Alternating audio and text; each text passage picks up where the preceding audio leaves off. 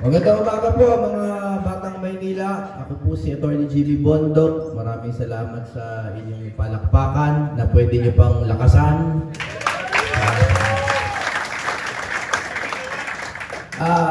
Alam nyo po yung napangasawa ko, no? Hinikwento ko dun sa likod kanina mga taga District 1. Yung napangasawa ko nung February 2 lang, taga District 1 yun, sa Wanlo na yun.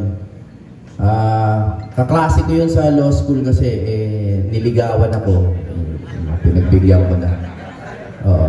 Taga yan, gagalangin. Gagalangin. Kamusta naman po kayo? Kumakain pa ba kayo? 3 times a day? Kamusta po ang mga presyo ng bilihin sa Maynila? Mahal pa. Oh. Kayo papudol kayo Hindi. Ang PDP laban, wala na hong plastikan. Duterte yan. Kaya kung mayroong mga kontra kay Duterte, mahihirapan kayong iboto kami. Ang PDP laban, Duterte.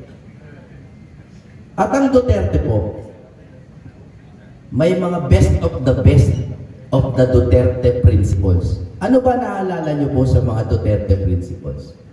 Anti-corruption, anti-criminality, anti-drugs. Tatlo lang.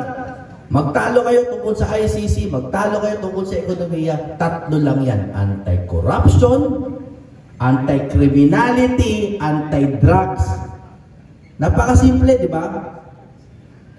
Kami po, ang focus ko, kasi siyempre si Bato, anti-criminality yan. Anti-drugs, di ba? Kami po, marami sa amin abogado, anti-corruption ang talagang tinututukan namin. Okay.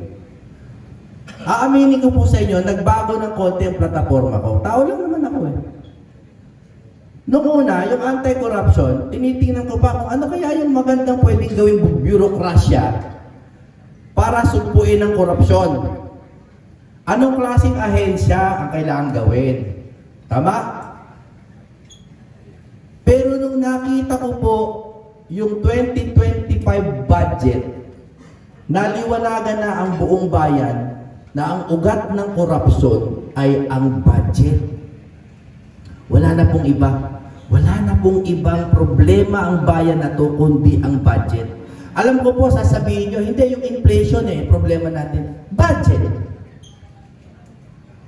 Hindi kasi yung mga confidential pa. Budget. Paano yung West Philippine Sea? Budget.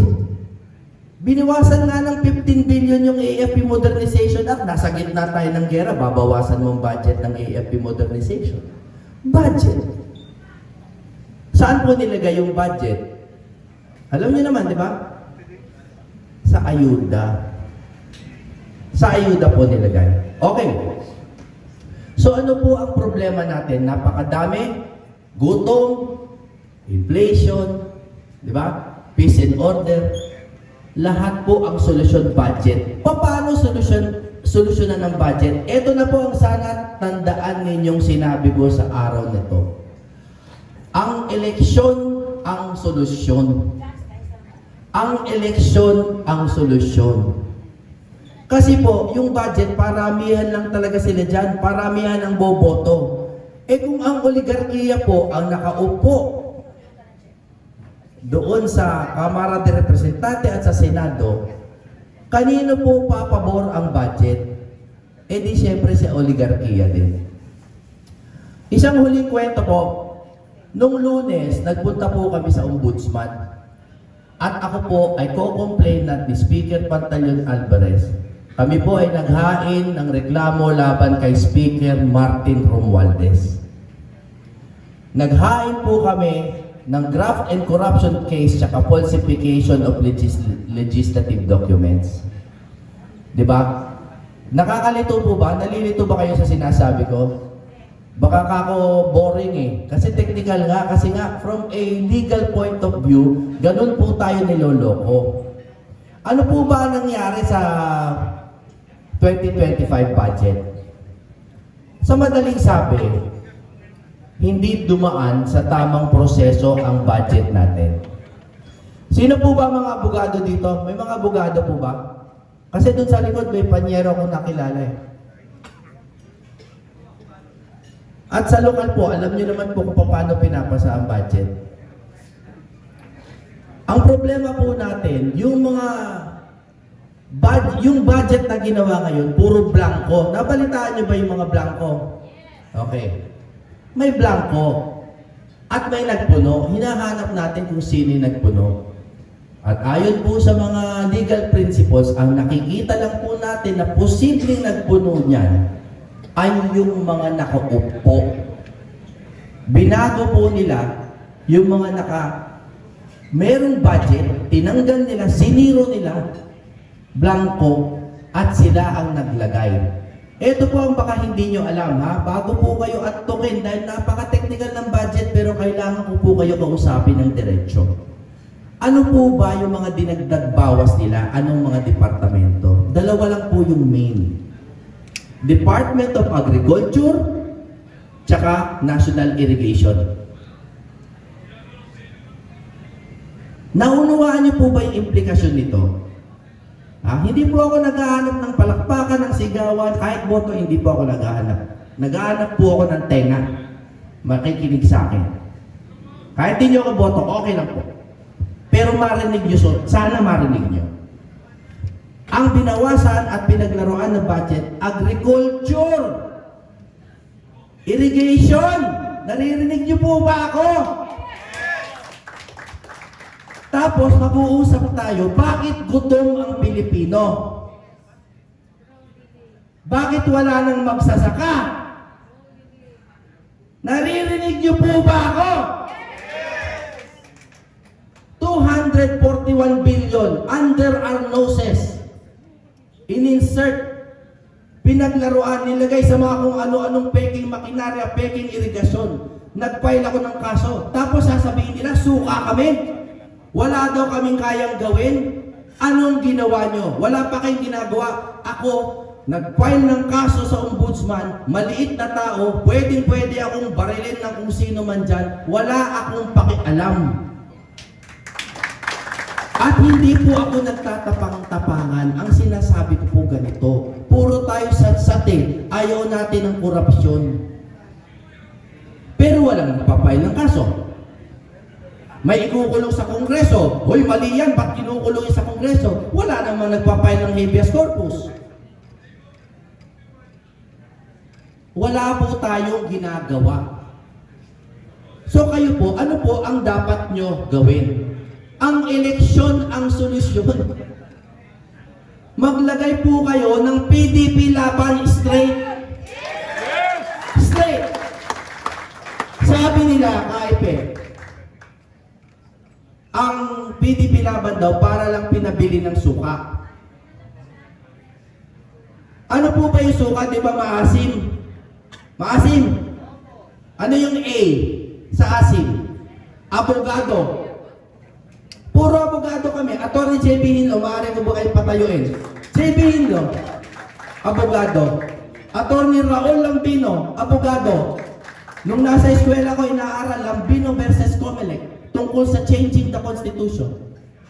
At kasama namin si Atty. Rodante Marcoleta, kilala nyo naman niya si Congressman Marcoleta, abogado yun, at si Atty. Vic Rodriguez. A, abogado. Ano yung S? Sa asim, S. Sundalo. Si Bato. O ano yung I? Inspirasyon. Inspirasyon, inspirational leader. Sino yun? Ipe Salvador. Ipe. Letter I din. Philip Salvador. Inspirasyon ng marami. At si Pastor Ibaloy. Inspirational leader. At huli sa lahat, M. And yung M, malasakit. Bongo. Na ngayon, kinukuhaan na rin ng budget. Pero pinaglalaban pa rin ni Bongo na manatiling buhay ang malasakit. Hindi nila makukuha ang malasakit sa atin. Sa pagwawakas po, ito lang po ang hinihingi ko. Hindi po ako humihingi ng boto. Marami pong iba, style nila yun, okay, I respect that. Ang hinihingi ko po, kilalanin niyo po kami. Kasi po, sinasabi ko po sa inyo, kitang-kita namin. Kahit hindi abogado, pero kami po, nagkataon, mga abogado kami, kitang-kita namin kung paano ho binabalahura ang budget natin at saan kinukuha? Sa pagkain. Kaya wag na kayo magtaka kung bakit mahal ang presyo ng bilihin, kung bakit hindi na tayo nagtatanim ng sarili nating palay, at kung bakit gutom na ang mga anak ninyo.